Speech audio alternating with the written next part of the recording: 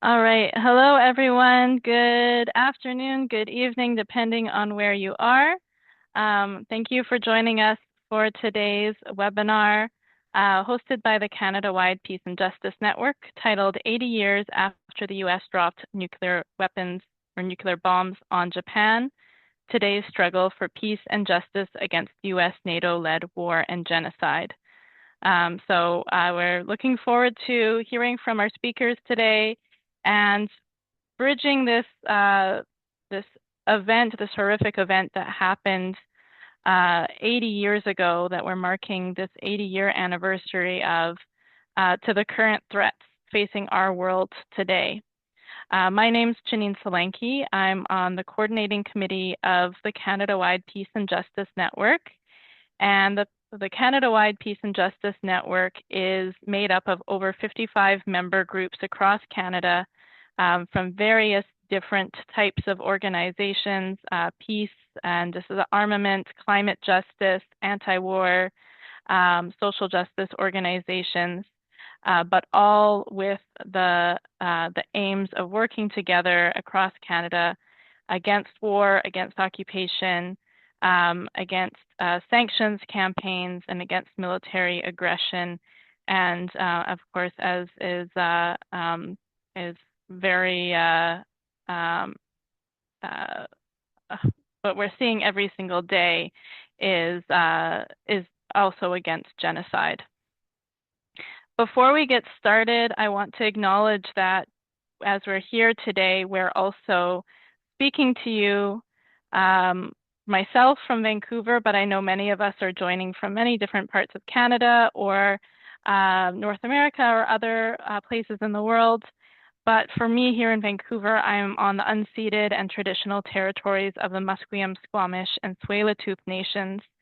And as we're joining in and talking today from Indigenous territories, I hope that you'll all take a moment to reflect on the responsibility that we all have to Indigenous nations to recognize, respect, and support their historic and inalienable rights. And also, as we're fighting for self-determination for all oppressed nations, whether it be from Palestine to Yemen to the many wars and occupations that we see around the world, and military aggressions, that fight for self-determination is an ongoing struggle here at home for Indigenous nations too. So I'll also be putting some information in the chat in a moment once we get a bit more started about the Canada-wide Peace and Justice Network. So you can find out more about what we're doing. So you can join our email list or follow us on Facebook, Instagram, X, or YouTube, where we post webinars like this afterwards. So you can share them or go back and watch them. And also, if you are part of an organization, a peace or social justice organization, you are welcome to join the Canada-wide Peace and Justice Network and be part of this network that brings together people who are and organizations that are coming together for days of action, for joint statements, for conferences, and for all sorts of actions and webinars like this. So going into our topic for today, before I introduce our speakers, I just want to say a few words myself. Last month, we marked the 80-year anniversary of the atomic bombings of Hiroshima and Nagasaki by the United States on August 6th and August 9th, 1945, which marked the first and only time nuclear weapons have been used in our world.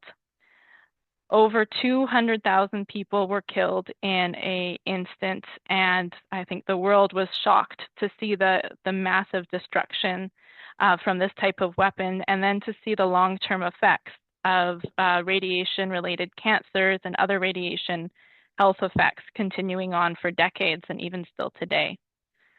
But despite the horrors unleashed by these nuclear weapons, by the United States and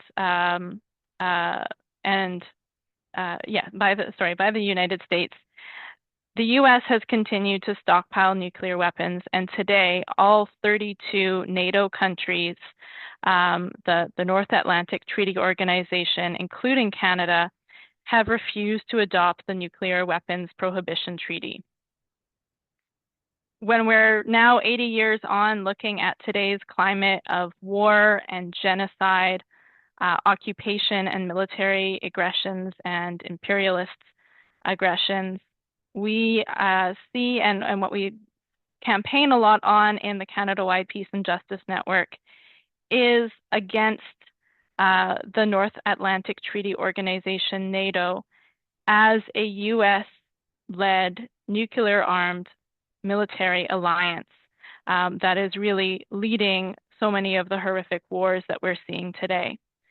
From NATO's founding in 1949 to today, NATO's left a trail of death and destruction, especially since 1990 with interventions in former Yugoslavia, Afghanistan, Libya, and now Ukraine. NATO weapons are prolonging the war in Ukraine and genocide in Gaza.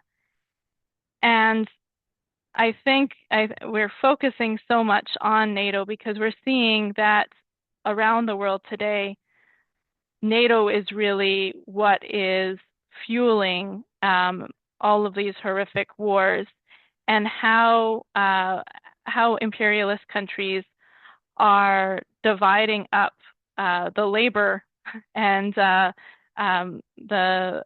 division of labor of wars, occupations, covert and overt military operations, and crippling sanctions. I think also it's important to recognize that NATO calls Israel its, quote, vital ally in the Middle East, end quote. And NATO and their allies continue to send weapons to Zionist Israel, despite that Israel has conducted a brutal genocide against Palestinians in Gaza over the last 23 months, which has killed a staggering over 63,500 Palestinians, including more than 19,000 children. And in connecting this to the topic of nuclear weapons and the anniversary of Hiroshima and Nagasaki, the statistic that has come out, a horrific statistic, has found that as of April 2025, so this is even an old statistic, Zionist Israel has dropped 6 times more explosives on Gaza than the US dropped on Japan in 1945, with over 70,000 tons of explosives as of April this year. So I think this is an important chance for us to look at this, look at history, and look at where we're going today, and also to put the focus on Canada. Just as Canada supplied uranium for the nuclear weapons used in 1945, Canada is still supplying weapons for war and war crimes and crimes against humanity today against Palestinians in Gaza. They are still sending weapons to Zionist Israel, which has been recently documented in the Arms Embargo Now report. So with that introduction to our evening tonight and to our webinar, I want to now go over to our first speaker, who is Sophie Bolt. Sophie Bolt is the General Secretary of the Campaign for Nuclear Disarmament, CND, which is a leading British organization for peace and anti-nuclear action. We are so grateful to have her virtually with us. We have a video from her. It is about, I think, around midnight in the UK. So she's joining us with a pre-recorded video, and we're very grateful for her to join us and help to make this webinar and this discussion a little bit more international. So we'll cue up the video, and then we'll hear from Sophie Bolt.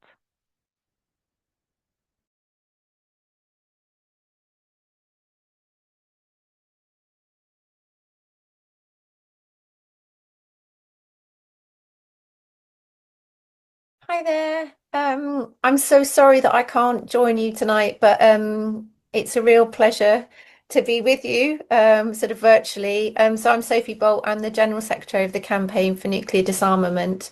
And it's really, really critical that we are marking the 80th anniversary of the bombings of Hiroshima and Nagasaki, when two atomic bombs, the only time that nuclear weapons have been used in war, killed over 400,000 people.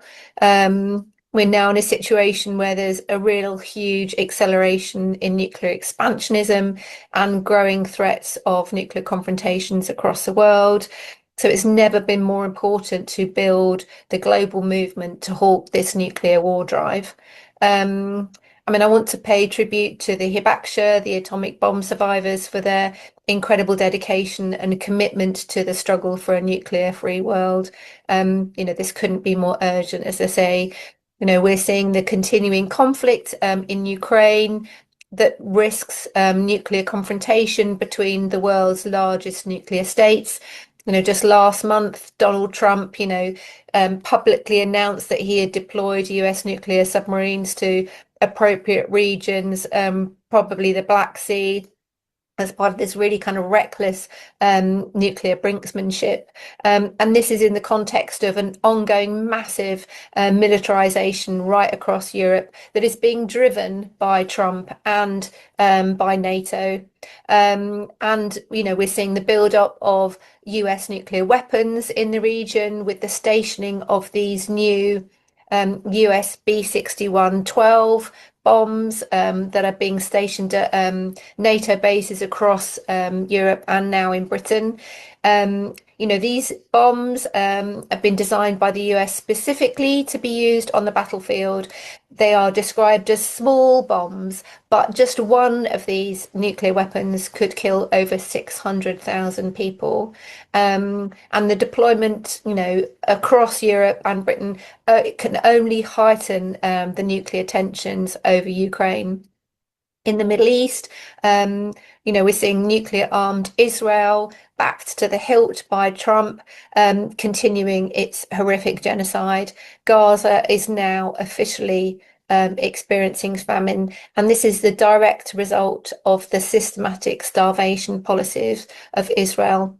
And now, more horrifically, Netanyahu has announced the full-scale ground invasion of Gaza, calling up over 60,000 reservists to be deployed in this operation. Absolutely horrific. And of course, both Trump and Netanyahu have already plunged the region into further crisis with the illegal bombing of Iran's nuclear facilities earlier in the summer. And now Britain, France, and Germany have triggered sanctions against Iran. CND condemns this absolute nuclear hypocrisy, sanctioning Iran whilst nuclear armed Israel refuses to sign the Nuclear Non-Proliferation Treaty, refuses any inspections. And our concern is that these actions are only going to risk Iran, considering and moving towards developing its own nuclear weapons. So it's absolutely critical that we do everything we can to force political leaders to step back from the nuclear brink. We have to expose the lie that nuclear weapons make us safe. They are the most powerful and toxic weapons ever created.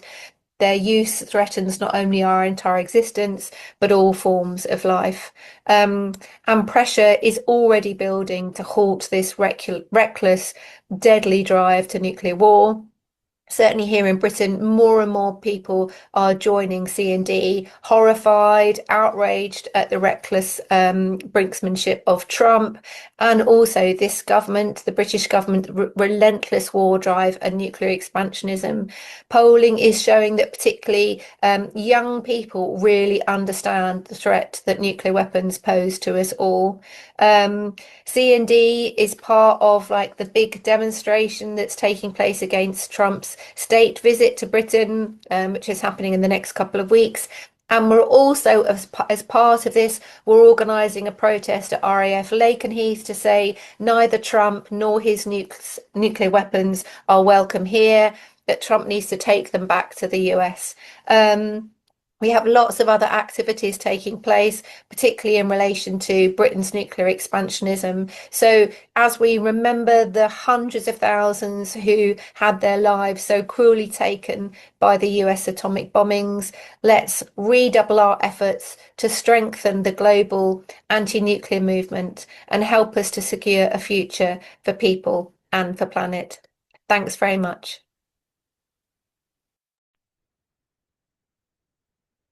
Wonderful. So, big thanks to Sophie for sending that video for us and joining us virtually, even though she wasn't able to be with us live because it's about midnight in England. It's wonderful that we were able to have her voice with us here and to hear about the campaign and organizing happening in Britain. I'm going to now go on to our next speaker, who's Rooj Ali. Rooj is the Reverse the Trend Canada coordinator and advisor to Senator Marilou McPhedran. She's also an undergraduate student at the University of Toronto, where she's studying peace, conflict, and justice and history, and has participated in various initiatives centered around nuclear weapons disarmament, refugee education and resettlement, and also co-led Winnipeg's successful campaign for the ICANN Cities Appeal in 2021.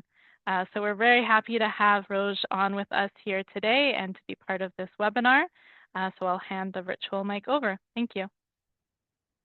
Thank you so much, Janine. Hello, everybody. It's really wonderful to be invited to speak at this event and really cover these really pressing topics that I know I frequently and almost always have on my mind, and as do those around me and those I go to school with and those that make up my community, as I've come to understand that you really cannot separate day-to-day life from the things happening maybe abroad from us. And that's simply because we now live in a society where it is so it is so multifaceted and diverse that it's really hard to be able to separate yourself and kind of carry on a mentality that we are operating independently from what's happening to our neighbors across the world.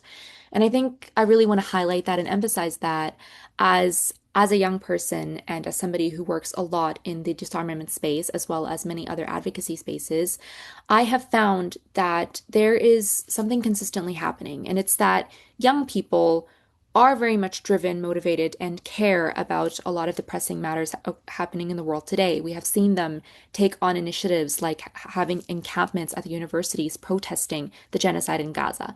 We have seen them take to the streets and protest for climate change. We have seen them time and time again commit themselves to causes that seek to advance human rights and help the planet in any way that they see fit. Yet, when we talk about NATO, when we talk about nuclear weapons, there seems to be a hush that kind of sweeps over the room, and there seems to be an overwhelming sense of helplessness. Um, and I think that is a very deliberate thing that we have kind of seen become manufactured, as nuclear weapons are pretty much the final calling card. They are the final tool that can truly bring complete and mass destruction. Whereas other things, such as current and ongoing civil wars and genocides and climate change, are things that slowly creep into our society, things that over time people can slowly become complicit and comfortable with and not feel any personal drive or motivation to put an end to, as they come to accept, and largely due to the narrative that is really promoted, that these things have nothing to do with us. Us over here living in the comfort of our homes, having almost all of our needs met, don't have much to worry about what's happening elsewhere, and we need to focus on ourselves. And for much part, that resonates with a lot of people, and I think how it resonates with a lot of Canadians who are really concerned with things happening close to home. But I really think it's really important to kind of bring this back to the forefront and understand that the very thing that kind of pieces all of these conflicts together, whether it be climate change or the genocide that is being inflicted on Gaza, or the weapons that are being constantly produced and manufactured around the world and used to create this harm, or nuclear weapons, the very thing that pieces them all together is power. Who has the power in these situations, and who is able to comfortably continue to reproduce that power without being held accountable and really having no liability for the consequences of what happens. And in that is where I find a lot of struggle. I think especially when we try to aim to have more young people engaged in this work, it's really tricky to ground them once again into this particular area, such as nuclear disarmament, because it is so incredibly overwhelming with how many things that are going on.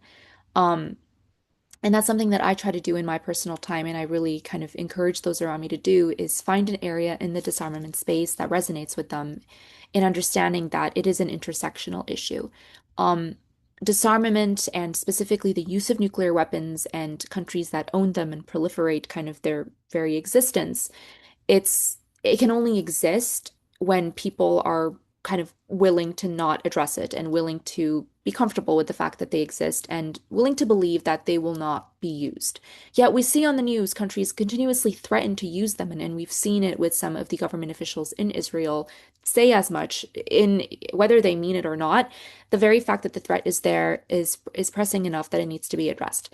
And I really think there's something really important there for spaces such as this to really push forward, is to emphasize how intersectional this is and really bring young people back into the conversation in a way that doesn't look at this issue as existing in a silo, but looks at it as something that is happening in an intricate web that is weaving together and actually allowing further war to be produced, and allowing the climate problem to get worse, and allowing virtually majority of the problems that we are faced with today, that is either crumbling our economies or putting our most vulnerable populations at risk. They're all happening because they're reliant on each other. Like, they are able to continue being produced that way, and they're able to continue pushing nuclear weapons as an integral part of security because they they've pretty much run on like who has the most power here, and who is willing to just let it exist. Why aren't people protesting anymore? Why aren't people talking about it more? Why is our education system not highlighting nuclear weapons disarmament and education in a greater scale? And with that, I find that there's just an important conversation there to bring back to the topic of intersectionality. And in my time of doing this, I started doing this work when I was 15. I came to understand that this particular issue it impacts everybody.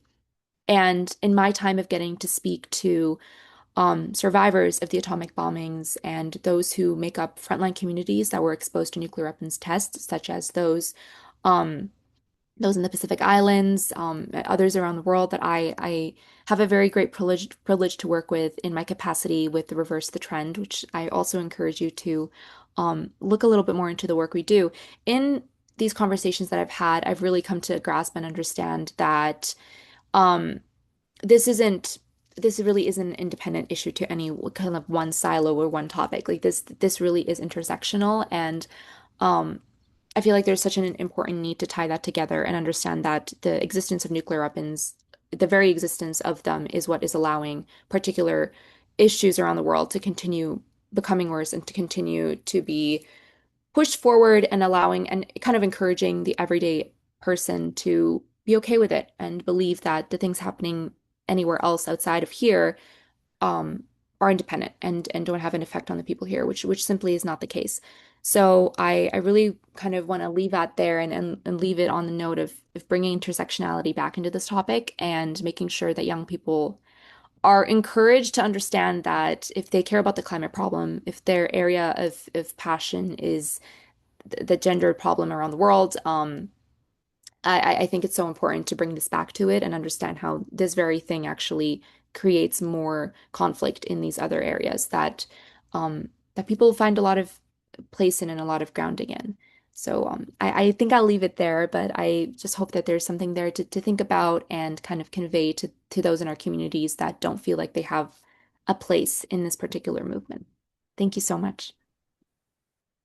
Thank you so much, Rooj. I really appreciate you joining us here today.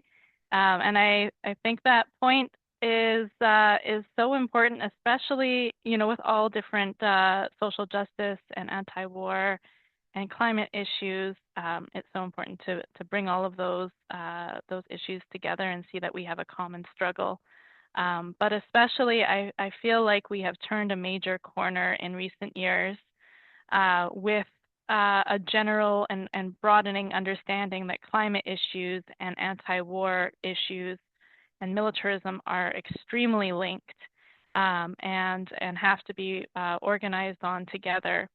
And so someone that has made some major inroads to bringing that research together and presenting it and talking about the fact that climate issues are anti-war issues and vice versa is Tamara Lorincz. And she's our next and final speaker before we open up for discussion.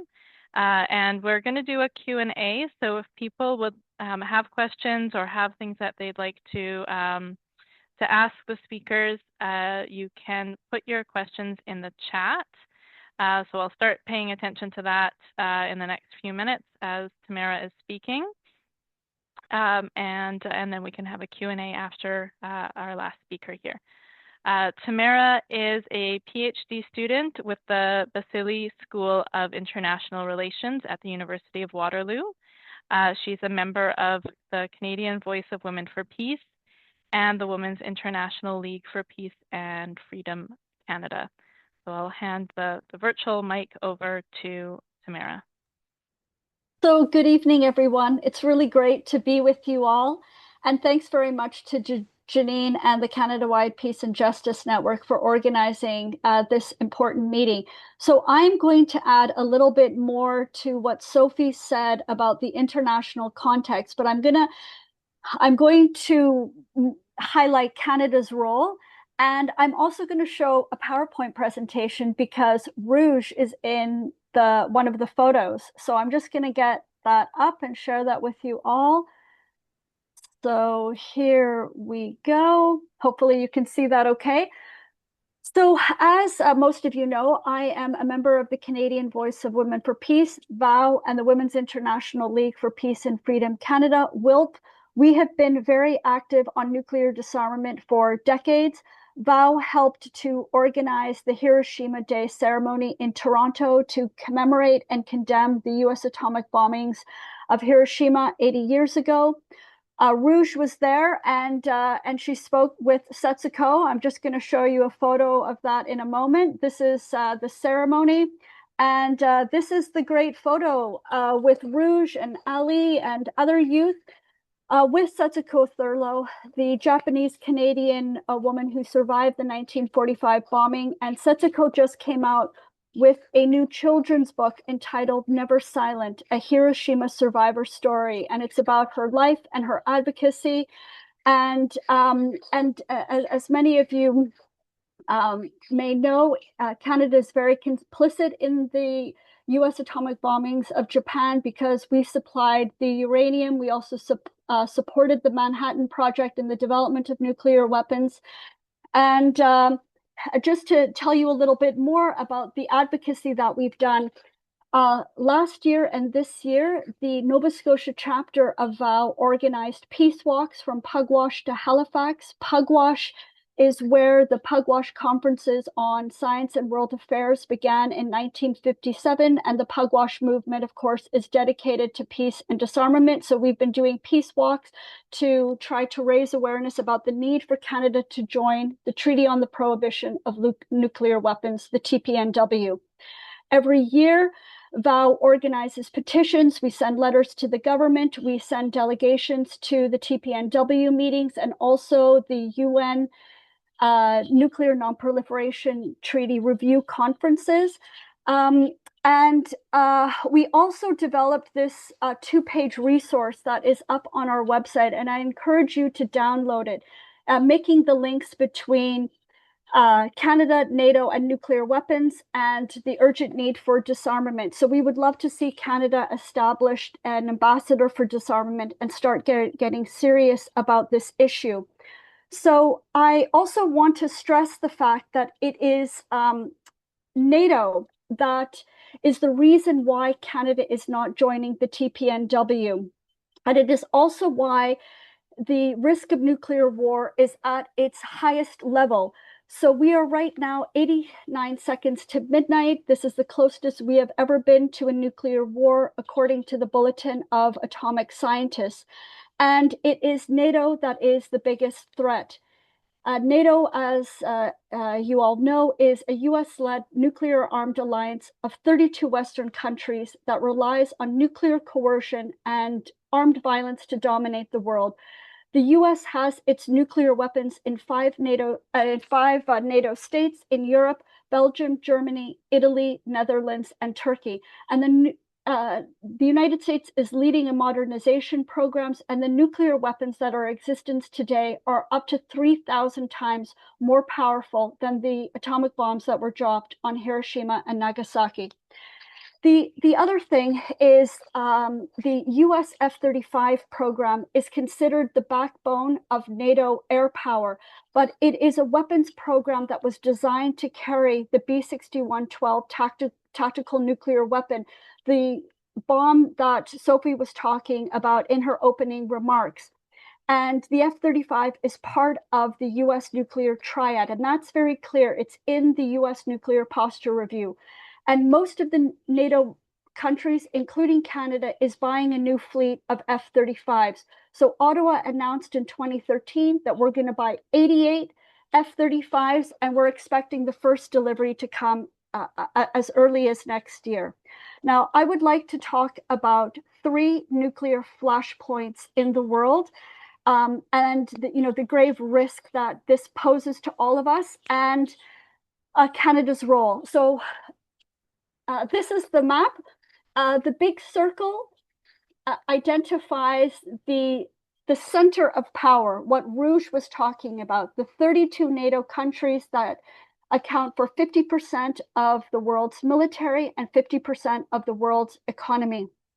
So the 32 NATO countries have 750 military bases that are encircling Russia, Iran, and China. And these 3 states are the major states of Eurasia. They are sovereign states that are not subjugated, that are not vassal states to the US and NATO. Canada is a vassal state. We've lost our sovereignty in terms of foreign policy. And so there is a 3-front war that are serious nuclear risks. The proxy war in Ukraine, with Israel, and with Taiwan. So let me just share a little bit more detail here. So the first nuclear flashpoint is the war in Ukraine. And this is the most dangerous nuclear situation in the world right now. But the federal government and the mainstream media are not telling the whole truth about this war. It did not start on February 24th, 2022, by Russia's invasion of Ukraine. It started with the US, Canada, and the Western countries backing a coup in Kyiv in 2014. And in the past 10 months, former British Prime Minister Boris Johnson, the US Secretary of State Marco Rubio, and the American envoy Keith Kellogg have all admitted that this is a NATO proxy war. So it is a nuclear-armed alliance of NATO against the nuclear-armed state of Russia. And it has deeper nuclear origins. And I want to talk about this history very briefly. So it could be argued that this conflict in Ukraine started back on December 13th, 2001. And that is when the US announced that it was going to unilaterally withdraw from the Anti-Ballistic Missile Defense Treaty, which is the most important arms control treaty with Russia. So it withdrew from that treaty. Then the United States pushed to expand NATO to 7 countries, including the Baltic countries right on Russia's border. And it placed its military bases, and it also deployed its Aegis Ashore missile defense systems, which has an offensive capability in Poland and Romania, and it enables a first strike attack against Russia. And then every fall, the US and NATO conduct a major nuclear war exercise called Steadfast Noon along Russia's border. Then in October 2018, President Trump announced that the United States was going to unilaterally withdraw from the Intermediate Nuclear Forces Treaty. In 2001, and this is what the slide is showing, Ukrainian officials started to announce the idea of Ukraine acquiring a nuclear weapon, joining NATO, and that is when the United States and Ukraine signed a special strategic defense agreement. So these were bright red lines for Russia, and these reckless American NATO nuclear maneuvers, along with the coup in Kyiv, have led to this war that is raging in Ukraine that risks a greater nuclear escalation. Now, instead of using diplomacy to end the war in Ukraine and reduce the nuclear risk, the Canadian government is prolonging it with more weapons and more financial aid to Ukraine, and now is part of something called the Coalition of the Willing. So our Prime Minister, Mark Carney, said that this would involve putting boots on the ground in Ukraine, and that is what the Coalition of the Willing wants to do, just like they did in Iraq. And this would mean a direct war with Russia and a real risk of nuclear conflagration. And there is no one in Ottawa saying stop. And this is what I think is so deeply troubling. The second flashpoint is, this is the quote from, so the second flashpoint is Israel's genocide against Palestine and the Israeli-American war against Iran, enabled by NATO. So in May, this is what the slide shows you here. The British conservative leader, Kemi Badenoch, admitted in an interview on Sky News, it's all related. Israel is fighting a proxy war on behalf of the UK, just like Ukraine is on behalf of Western Europe against Russia.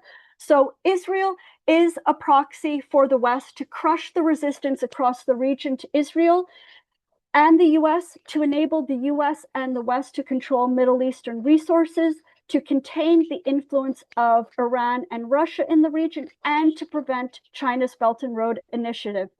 Israel is the only nuclear-armed state in the Middle East. It is Israel that has refused to officially declare its arsenal and has refused to join the Nuclear Non-Proliferation Treaty. On June 13th, Israel conducted illegal airstrikes against Iran, and 12 days later, on June 25th, the US also conducted illegal airstrikes against Iranian nuclear facilities with its B-2 and F-35 warplanes, which are designed to carry nuclear weapons.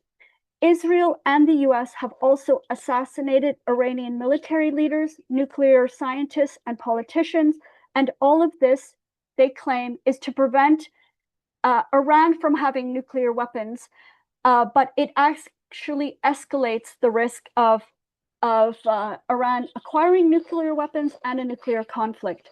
Moreover, it was the Trump administration that withdrew from the Joint Comprehensive Plan of Action, the JCPOA, in 2018, and is refusing to negotiate a new nuclear deal with Iran. It is the US and Israel that have blocked a nuclear weapons-free plan for the Middle East that has come up many times in the UN. Canada is making this conflict worse by sending weapons to Israel, endorsing the American airstrikes against Iran, and calling Iran a state sponsor of terror, and saying Iran can't have nuclear weapons, but refusing to condemn Israel for its nuclear arsenal and for refusing to condemn Israel for its terror across the entire region against Palestine, Lebanon, Syria, and Yemen. Trita Parsi, an expert on Iranian US relations, he's the director for the Quincy Institute of Responsible Statecraft, and he has argued in a recent article that the next Israel war on Iran is coming, and most likely this fall. And this is extremely dangerous, and it heightens the risk of a nuclear, an all-out nuclear war. The third flashpoint is Asia.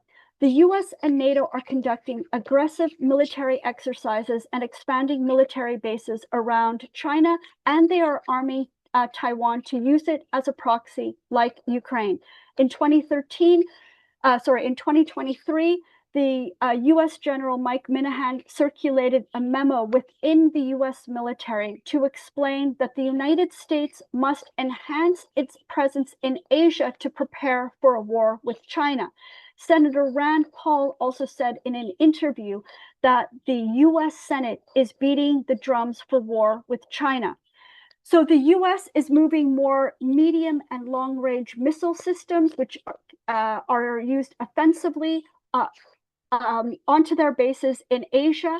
The US currently has about 120 military bases in Japan, 73 bases in South Korea. They are expanding their number of bases in the Philippines. They've got bases in Guam and Singapore and many other countries. And all of these American bases, they're also used by NATO allies. They encircle China and they destabilize the region.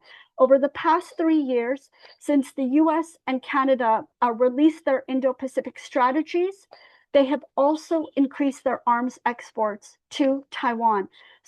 And American and Canadian warships are also doing these very provocative freedom of navigation maneuvers through the South China Sea, as well as through the Taiwan Strait. This is purposely provoking China, which is a nuclear armed state, just like they did to Russia. They're doing the exact same thing to China now. So finally, I'll just make this one other point. In all of Canada's defense and foreign policy strategies, like the Indo-Pacific strategy, it states that Canada's closest ally is the United States. But the United States is the most reckless, irresponsible, and violent country in the world, with the largest nuclear arsenal, approximately 6,000 nuclear weapons, equivalent to Russia's. And Trump's position on nuclear weapons is chaotic and incoherent. So he threatens Russia with nuclear submarines, then he attacks Iranian nuclear facilities, then he says to Russia and China, I want to have a dialogue and reduce our nuclear weapons, and then he says, I want to install Golden Dome, which will facilitate a first strike attack against Russia and China. So this is total madness, and Canada should be starting to work now on inching away from the United States, withdrawing from NATO, and developing an independent foreign policy like Mexico. Mexico is a country that has shown great leadership on nuclear disarmament. They helped to bring about the TPNW, and they have as the center of their foreign policy peace and disarmament. You should go and have a look at their foreign policy statement. So we must work together with countries like Mexico to stop this nuclear expansionism and to stop this three-front global war that is in the making. We need to make peace with Russia, China, and Iran. And in closing, one hopeful thing that I would like to mention, because Rooj talked about the importance of youth in this movement, and I would like to bring to your attention that at the end of October in Manitoba, there is going to be a big youth nuclear summit, and the national coordinator of Rooj Ali will be there. Rooj has launched a peace and disarmament program that we are trying to get into the schools. Registration is open right now for this conference in Winnipeg, and I want to urge you, if you know of any young people, to go to this conference.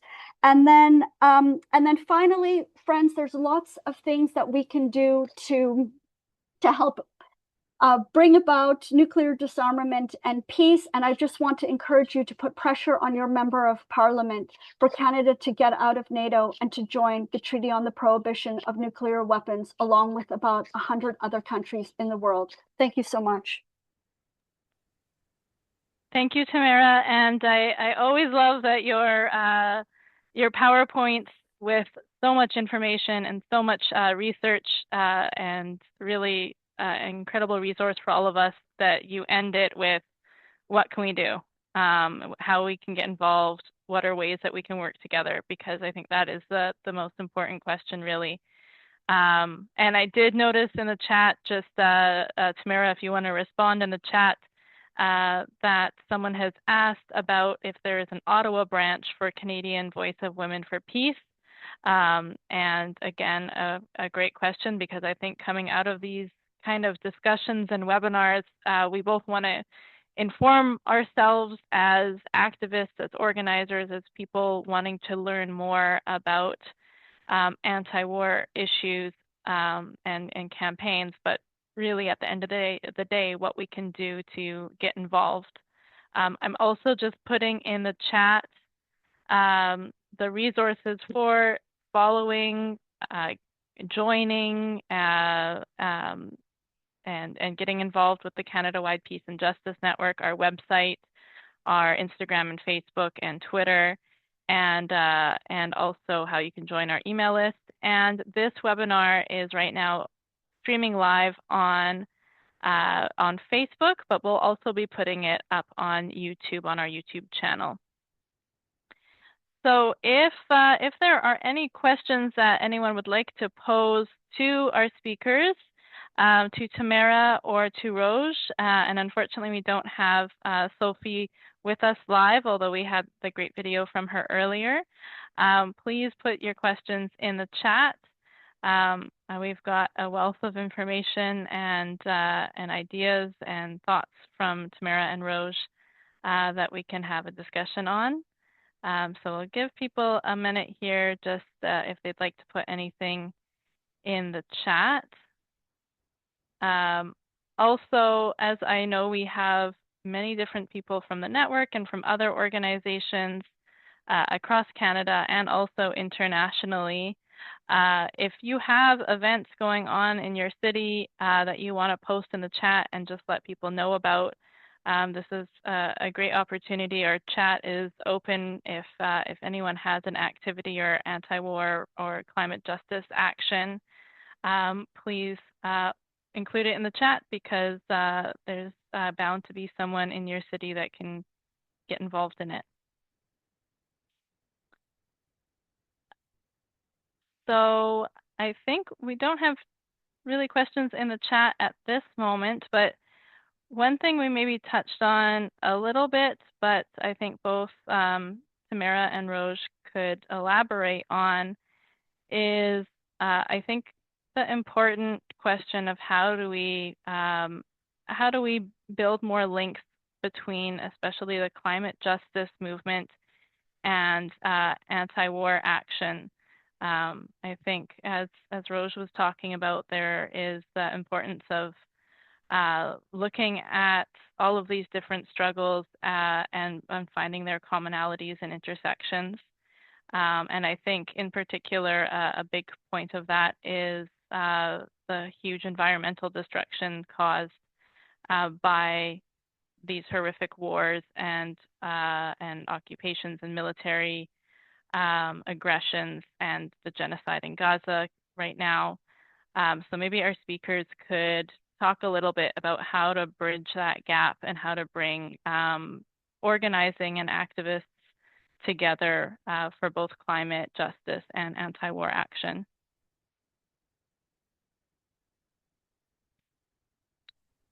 Tamara or Rooj, would you like to add to that? I can take a jab at this first. Thank you for the question. I think when I really take this into consideration and think about it, I think my first thought is like, hosting more events with different groups and doing that. But I think most people maybe don't have the necessary means, or like can't necessarily just like go and host an event and get people involved. But I think what would be really accessible for people to do is to work with their local grassroots organizations. I think grassroots is really the backbone of all of this work that we do. It's the backbone of pretty much the climate movement, the gender movement, of disarmament movement. And I think a really good way to bridge that is to reach out to just local organizations that are really taking the lead in this, and kind of just like requesting to talk to them about it. I think even just changing one person's mind and getting one person who maybe is in the right place at the right time to know why this matters to them too is such an effective way for them to go and share it with their families and their communities. And I know in my experience, that's been so powerful and so effective, is taking that time to have a conversation with somebody one-on-one and and reach them in a place that's personal and emotional and in a way that connects to something they already care about, something that affects them in their local community. I think when you come at it from that approach and you kind of really focus in on what matters to somebody locally, what's the closest to home for them, and you bring this into the perspective and show how this is just as connected. I think that is such an effective way of getting even just one person to see that this has everything to do with them. And you never know the effect that that's going to have and where somebody's going to take that. And I think that's been my experience with it at least, and it's been really effective in talking to even just friends of mine that know a lot about the climate movement or are very engaged but know very little about this. And just having one conversation with them has kind of pushed them to go and talk to their peers when they go to protests and when they go to meetings and when they go to special events. And I really think that's like a really effective way is to like let's not forget about the grassroots movements. I think that's kind of really important is that we make sure not to forget about the things that are happening really locally and close to home. 100%. Thank you, Rooj. I see that Tamara is also putting some resources, films, and I think film. No, that's a website, Don't Nuke the Climate, and a book in the chat. But Tamara, did you have anything to add on that? Yeah, just really quickly, I put a link in the chat for this website called Warheads to Windmills. It's been done by the U.S. nuclear ban group, and also Tim and Wallace, who wrote the book Warheads to Windmills. And I joined him a year ago, July, in Washington, D.C., as he was lobbying Congress to take action on nuclear disarmament. So this idea of conversion that we need not just for nuclear weapons, but for all weapons is really crucial to convert our militarized foreign policies to peace foreign policy. The other thing that has been really energizing for VOW is the peace walks that we've done. So we did, like I said, the peace walks in Nova Scotia, but other groups across the country joined us. So we also did a peace walk in Waterloo, and I know other groups did peace walks. So getting out in the community in a peace walk has also been effective. And then maybe we could also open the floor if people have comments and not just questions, because I know there's a lot of expertise on the call, and there's also a lot of people who are doing great advocacy and activism, and they might have ideas as well. Thank you. All right, I have another question in the chat, and then I also, maybe before I go to that, I noticed that Ellen has asked what is happening across Canada on September 20th and 21st. I think knowing what is happening, so maybe we can unmute Ellen. Ellen, would you like to speak to that?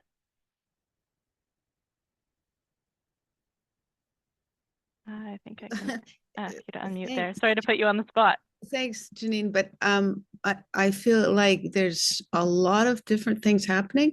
So that's why I asked for other people to make comment, because Barbara posted something in Vancouver, but I know there's many, many different things. And Tamara didn't mention the On to Ottawa Wolf Peace Caravan is another way, but I also wanted to mention the Murdered and Missing Indigenous Women and Girls did a walk across Canada for peace, and also to speak to what is happening to Indigenous women and girls. And they're planning another one next year. And a number of groups, including ours, have been asked to join them. So I think people are doing things in many, many different ways. So it's quite exciting. That's why I thought if I opened it up, we'd hear some of the ways people are doing things. Thanks, Janine. Thanks, Ellen. And yeah, I see a few people have posted events around the 21st, 20th, 21st on the chat. And then sorry, was that? Sorry, Janine, can I just ahead. Very quickly, I think that Ellen, I'm very glad that she mentioned about the really great On to Ottawa caravan that she organized with a huge amount of work last year. We need to do something like that again on a massive scale. the other thing that she was referring to was Draw the Line. That's taking place September 20th. And I put the link in the chat. So this is also being led by the climate groups across the country. And they are making the link between climate, the planet, people, and peace. And they are calling for, one of their demands is ending the war machine. So try to organize a rally near you if there isn't one being planned in your city, or join one and bring signs to make the links. And then, of course, September 21st is International Peace Day. And on that day in Toronto, there's going to be a big event to call for an end to military spending. Okay, thank you, Tamara. Also, I had another question in the chat, which is that we know Israel has been able to blatantly lie about its possession of nuclear weapons. Are there any resources or perspectives you can share about connecting the struggle against U.S.-Israel genocide in Gaza to the struggle against nuclear weapons?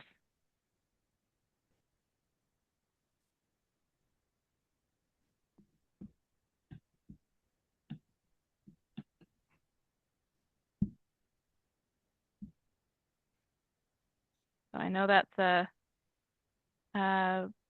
oh, Tamara's asking me to answer that question.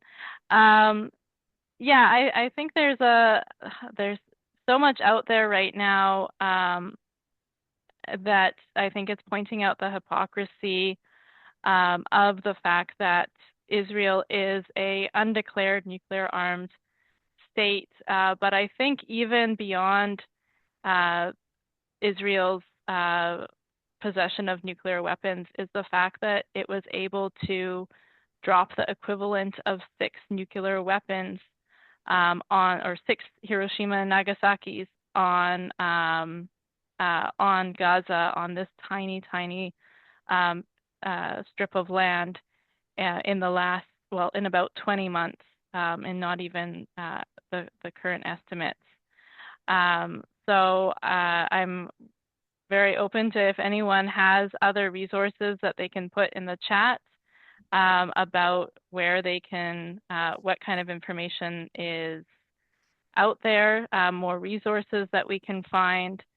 I was reading something today that if someone else is talking in a minute, then I can share that in the chat also.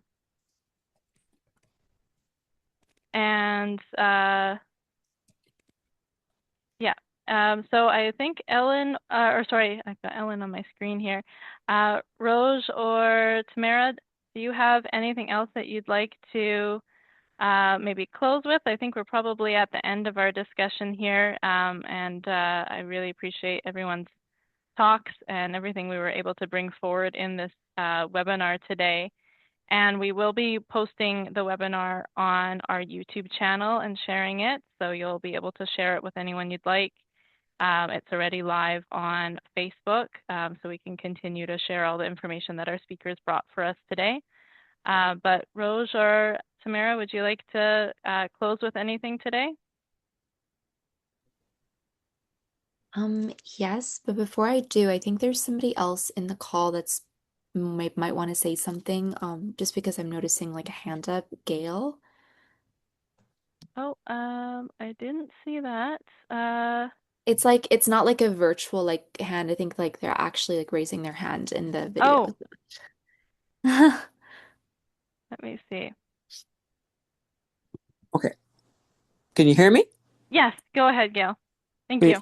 3 of us visited our Member of Parliament today in Hamilton Centre, and he thought that all weapons that Canada sends to Israel has been stopped. And we understood that there were still some weapons slipping through under old contracts. So what is the truth there? Is Canada still able to send weapons to Israel even through old contracts?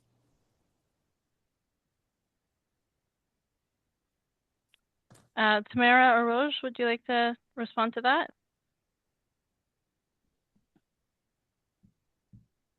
Well, you know, the report that came out recently from the Palestine Youth Movement and World Beyond War saying that Canada was still sending weapons to Israel. And if they're not doing it, you know, directly, they're doing it indirectly through the United States. But there's no doubt that Canada is materially and morally supporting Israel and the United States conducting a genocide against the Palestinians. And I think we need to continue to hold the Canadian government accountable.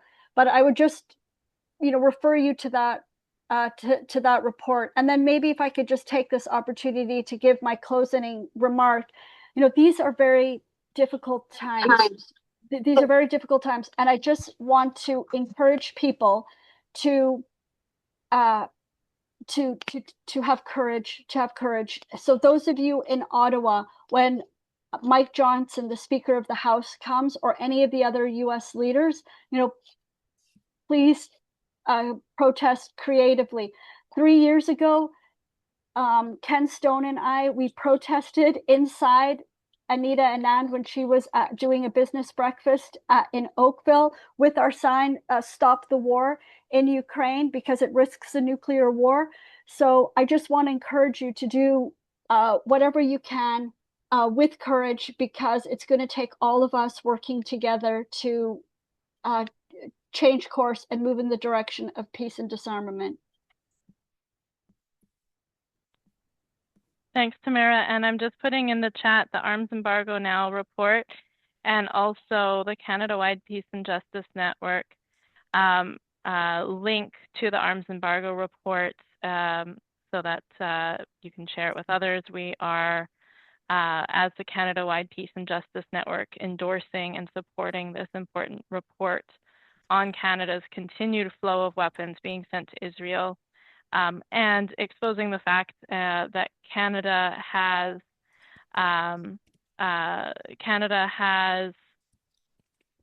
continuously said that they are not sending weapons to Israel, and then the facts come out that they absolutely are continuing to. For example, almost 500,000 bullets have been sent to Israel from Canada. So I think the latest shipment was in April, so long after Canada claimed to not continue sending weapons to Israel.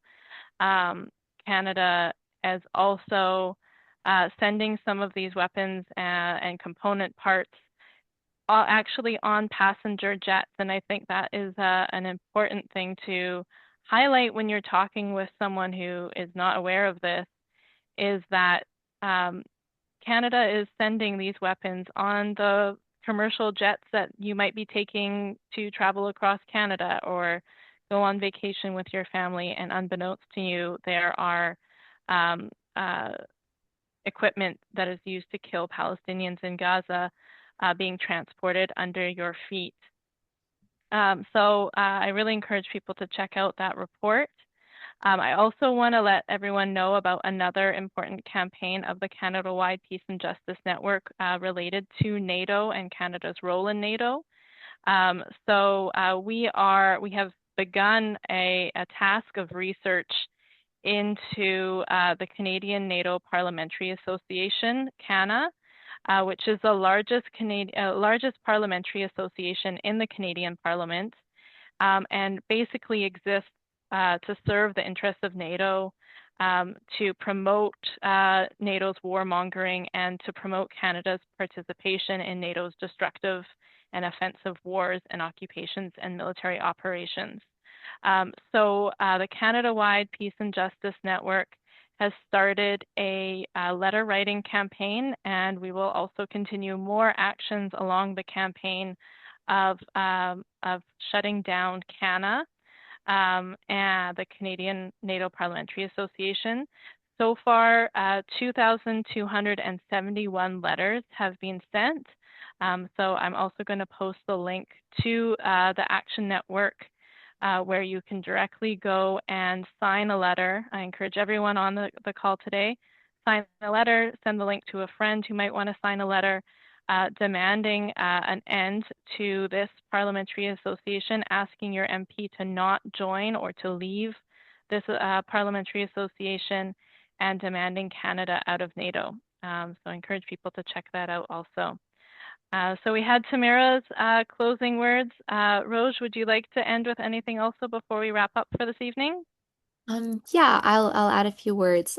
First of all, thank you so much for having me again. It really is such a pleasure. And um I think my closing words are just more words of encouragement and hope. I know it's really it feels kind of bleak right now with a lot of the things happening everywhere, and it seemingly feels like every day there's new reports of more being added that's occurring that's quite devastating. And um it is very overwhelming. I think for myself and many of the people on this call too, who maybe have been in that space much longer than I have, it's a lot, but I think it's so important that we're able to meet like this and do it virtually in a way where we're all able to see one another from anywhere really. And I just hope that we can do more of this and not to lose hope in this, that we are taking the right steps in the right direction, and that there are people interested and excited to take on the mantle and continue on this work. So I think, yeah, just let's just all keep doing this. And I really am faithful that we'll be able to see some progress and change in time. Thank you. Thank you, everyone. Thank you to our speakers, Rooj, Tamara, and Sophie from abroad, from England, for your speeches. And we'll continue amplifying this webinar and all the great information and perspectives our speakers had with the recorded video on YouTube. So thank you, everyone. Have a wonderful night. I encourage you to check out the Canada-wide Peace and Justice Network, to join us if you're a part of an organization that would like to be part of this network, because we need to keep uniting, need to keep working together, and this network is a fantastic way to bring people together. Thank you, everyone. Have a wonderful night.